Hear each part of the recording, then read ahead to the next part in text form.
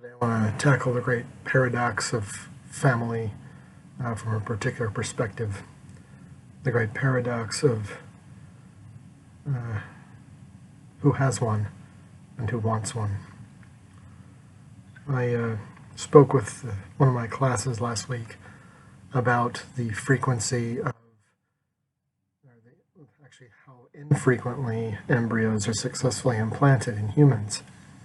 How unlikely it is for a person to carry a baby all the way to term.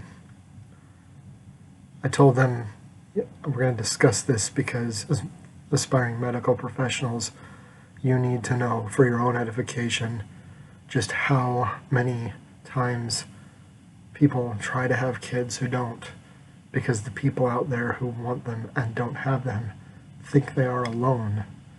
And not so that you can tell them stats or anything, or even discuss it with them at all, just so that you will understand that it's much more common than they realize. It just doesn't make much, it doesn't make for a pleasant table conversation. You don't walk up to family members at family activities and so how many times have you miscarried? Because the simple fact of the matter is that children oftentimes do not end up in families where they are sought, and that many people who seek to have children don't have them. With the current political climate, we find a lot more people talking about and aware of the frequency of abortion. And I know several people close. I've had, I don't know, a half a dozen students openly confide in me that they themselves have had abortions. One story I'm going to tell, because I had permission to tell it, is actually about a coworker. I have a now retired coworker who was a professor in the College of Science and Math, who told me about her shenanigans and dalliances in her early years, how in high school and college, to cope for an abject lack of love from her abusive father, she sought love in all the wrong places. The reason why she told me this story is twofold. Number one, she had a lot of liaisons with a lot of different men over the years. And the first problem it caused her was that in her first or second year of college, she got pregnant and had an abortion. It is a decision that she regrets to this day because of the second thing that happened. She also caught, as a consequence of her dalliances, human papillomavirus, which causes cervical cancer. And by the time it was discovered, because it was a new disease in its infancy, it had spread far enough that more of her parts were removed than might be today. And she was rendered unable to have any children. And I remember as she sat telling me this story, she said, quote, "I paid a terrible price," unquote. Because not only had she aborted a child, she had aborted her only chance to have one. Abortion is very common.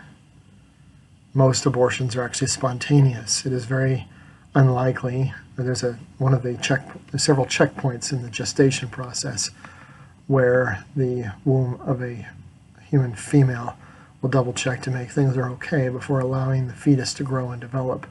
And so some significantly large fraction of fertilized eggs never make it to full term anyway. And then we as a society intentionally truncate and terminate the lives of those who manage to pass those checkpoints. Sometimes it's because they have diseases which are not debilitating and which do not impede the new organism's ability to reproduce, but diseases which we find to be inconvenient, or just because we find the baby to be inconvenient. It's very, very common. And this is not about the ethics of it, it's about the mathematics. The second thing I wanted to talk about is people who have kids who didn't want them. Among my friends is a man. I'm going to call him Richard because I call everybody Richard in my stories. I don't have any friends who are actually in Richard that I can recollect. Richard regards me as his adoptive father, even though I'm only about 7 or 8 years older than he is. And that's because Richard's father got drunk one night while he was in college and told him that he and his mother never had intended to have any children, and that Richard was a mistake. Richard stopped talking to his parents after that. Richard got married several years after that. I was invited to go as the father. I asked Richard, "Are you going to at least tell your parents that you're getting married?" And he said they're dead to him. There are a lot of people who have kids who did not want them, and a lot of people who want them who do not have them. And I'm not sure why that is the case. Again, this is not about ethics or principles. This is about math.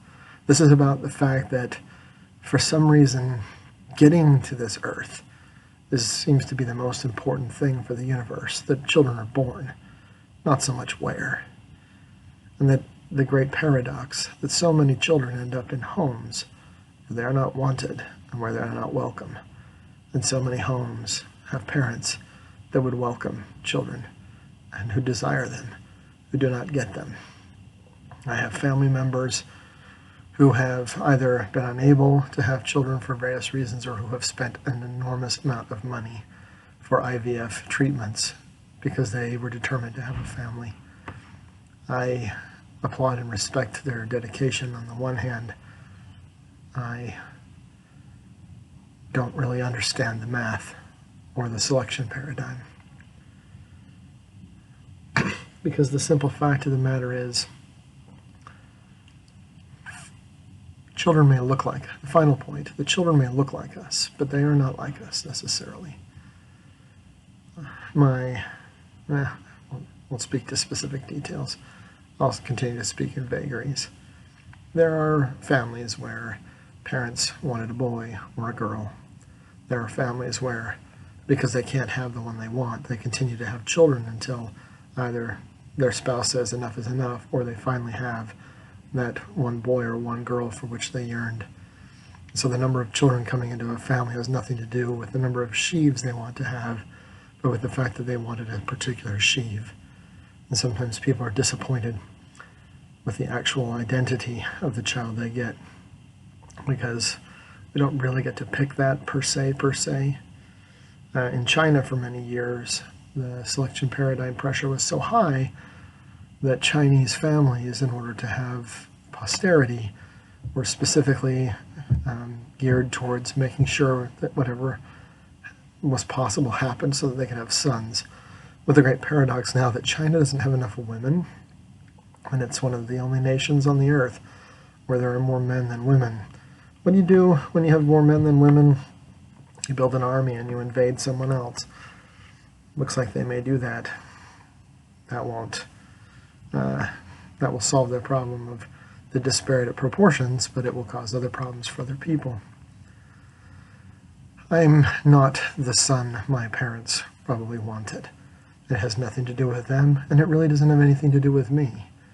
At the age of 5 years old, I was involved in my first car accident, and I was dead as a consequence of that accident, and when I was resuscitated and revived, I was a different person. I also forgot all of the memories I had prior to the accident, which meant that the time my father had spent trying to build a relationship with me was entirely ablated, and we became strangers at the age of 5. I also didn't become a pilot like my father. My brother, who did, is much tighter, and my sister, who followed my father in other avenues, like going to his alma mater, etc., has also become much more connected with him than I. I'm the eldest. And so, in many ways, for some years, I was an abject disappointment for my parents, because I was not the son I think that they wanted to have. We are our own people. I am an individual like every one of you. Wishing I were someone else does not make it so. Opining the fact that I'm not what you were hoping I would be does not make it so. The great irony is that oftentimes our parents were not what their parents wanted them to be either. And if I had kids, I'm pretty sure that some of them would choose paths that I didn't understand or of which I did not approve. But it doesn't mean that they're doing anything immoral, unethical, or illegal. It's just different, and I don't understand it. When I decided to go into science, my parents really didn't understand anymore. They've been supportive, but there's a lot of what I do that they do not understand because it's far flung from what they learned and what they know. But there's nothing wrong with it. It's just different. Families are a tricky thing, a difficult thing, and you don't usually get to pick your family. You can pick your friends and you can pick your nose, but you really can't pick your family. You can't pick your ancestry. So it's actually ironic in our time that people are judged and associated by arbitrary associations with people who are distal to us in space and in time. I did not pick my ancestors. I did not pick with whom they mated or how many children they had or what they taught them. I am a consequence of decisions over which I had absolutely no control and in the making of which I was not allowed to give any input.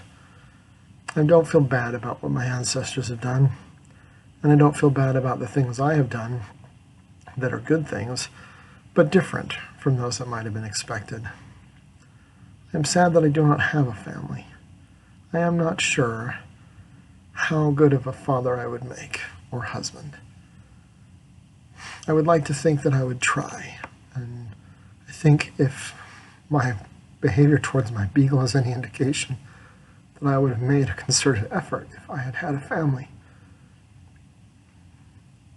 I know there are people who don't want kids who have them. I know that, mathematically speaking, it's a lot more rare to have them than we think. Maybe that's why we celebrate pregnancies and births, or at least some aspects of human society do, because we recognize tantamountly that it's a rare and wonderful thing to bring new life into the world. But you can also make life in other ways. Like with my friend Richard, I'm not actually his father, and I have another female friend, we'll call her Tracy, who I'm not her older brother, but her current significant other understands that we have that kind of a relationship and is not threatened and considers me to be a great blessing in her life. I don't know what she will do. And the great benefit is that if she decides to do something aberrant and abhorrent, no one will associate me with it or blame me for it, nor will they if Richard goes off the deep end either, because they're not actually my kids.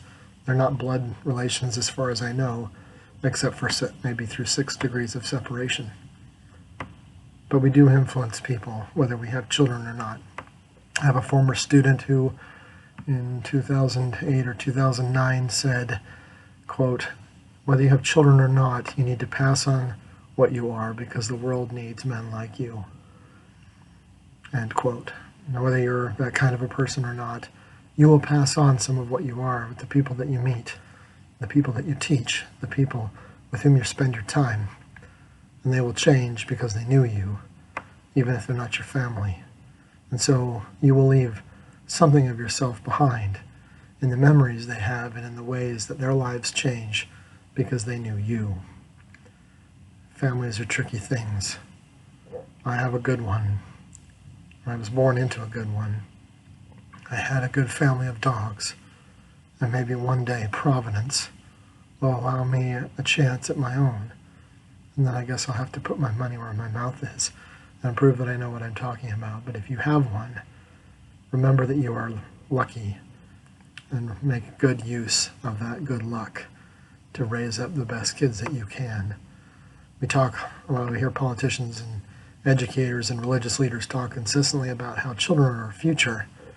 What kind of a future are you building, even if those kids are not technically yours? That's food for thought any day of the week. Godspeed. Till next time.